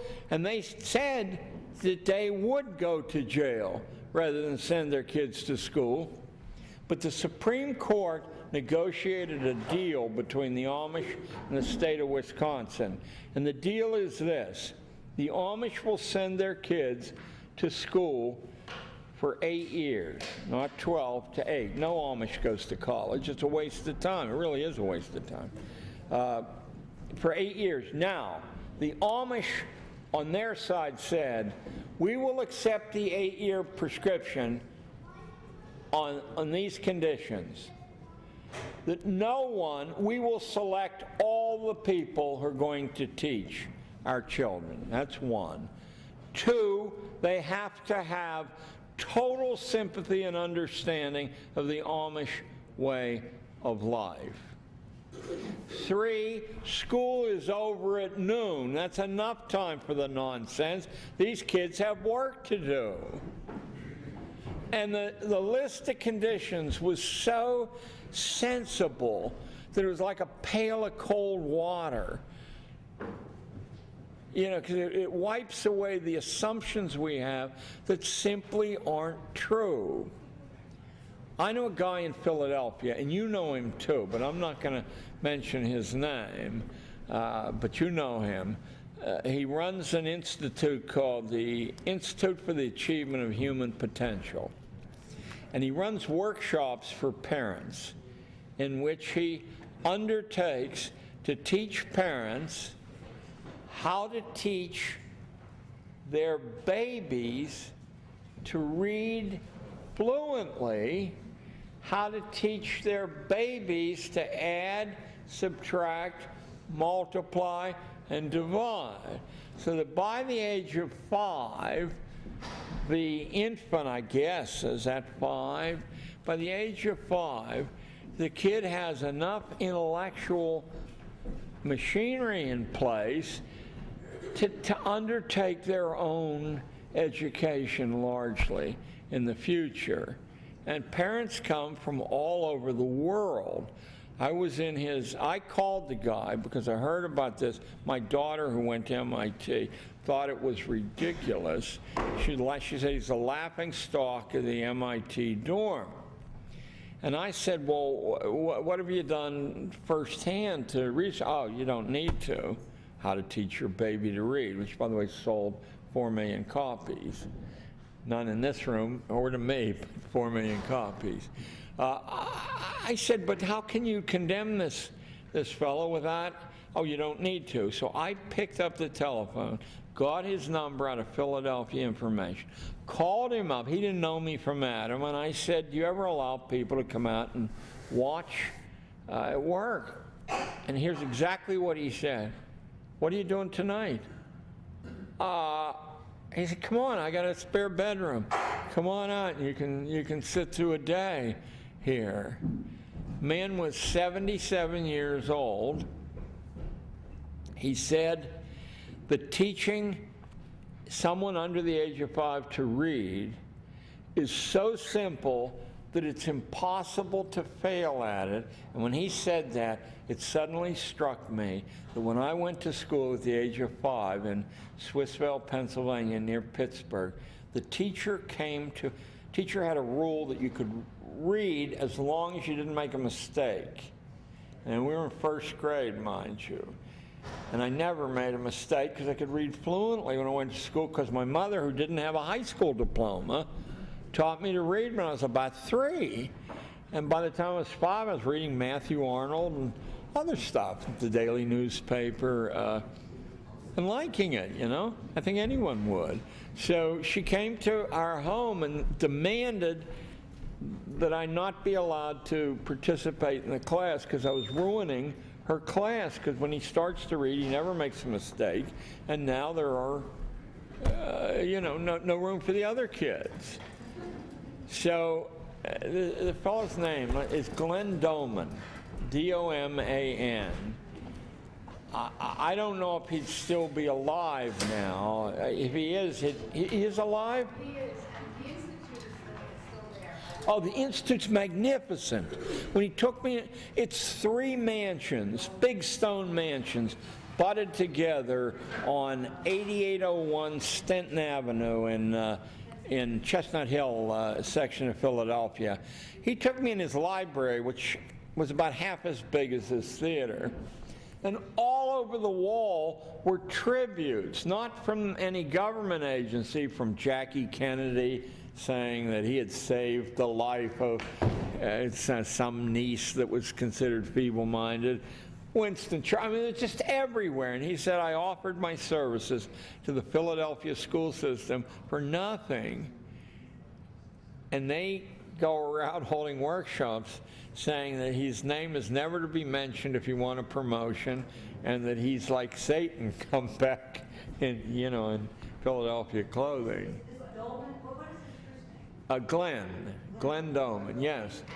I looked that up based on one of your articles, and I was really intrigued by it, but it seems so opposite of a very unspoken approach. We flashcards with 2-month-olds.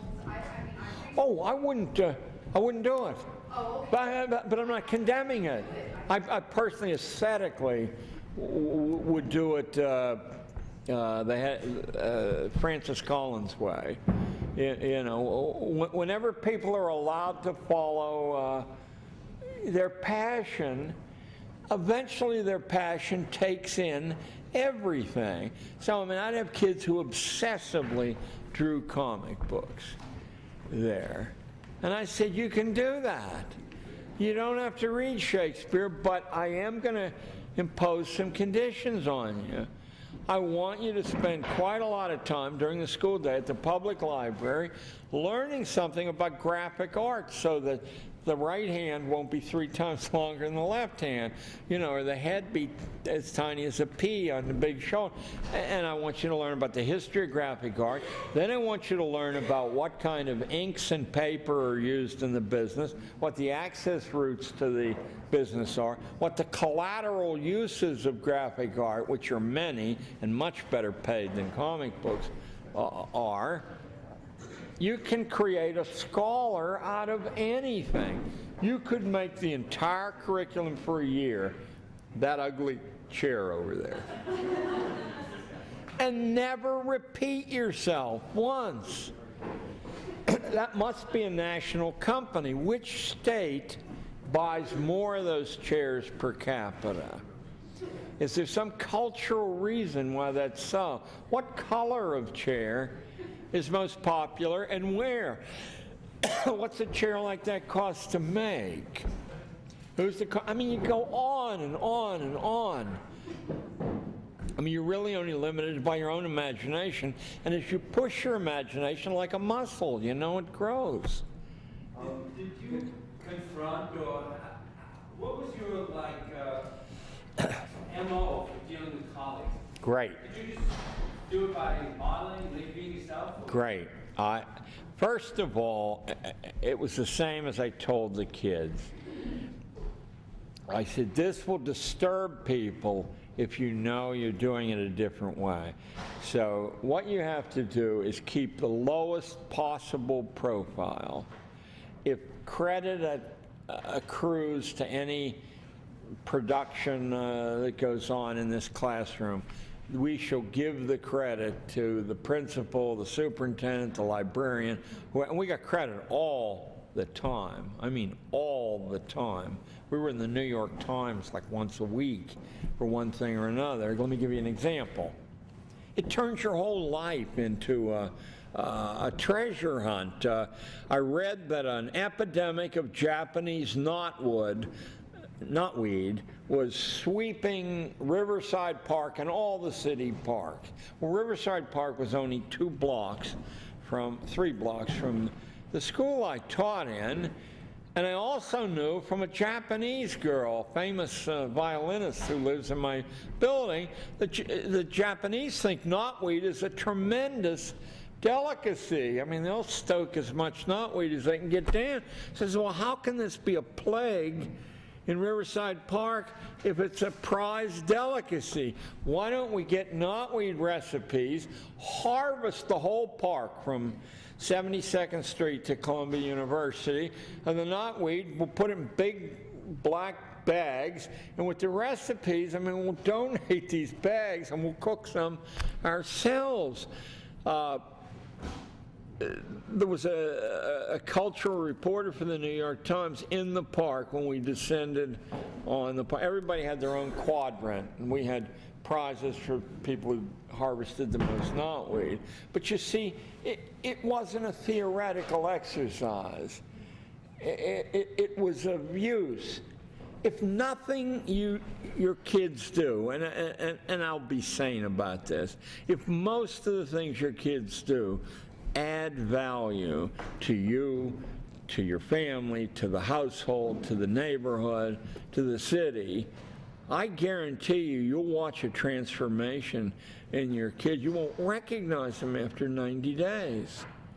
I mean, what they're used to doing is wasting their time, having their product consumed by someone who doesn't care about it all, and it gets thrown away. What if you thought like an animal trainer and you said, how will I discourage all the bells work? And why they work that way? Why the tests? Why the constant interventions?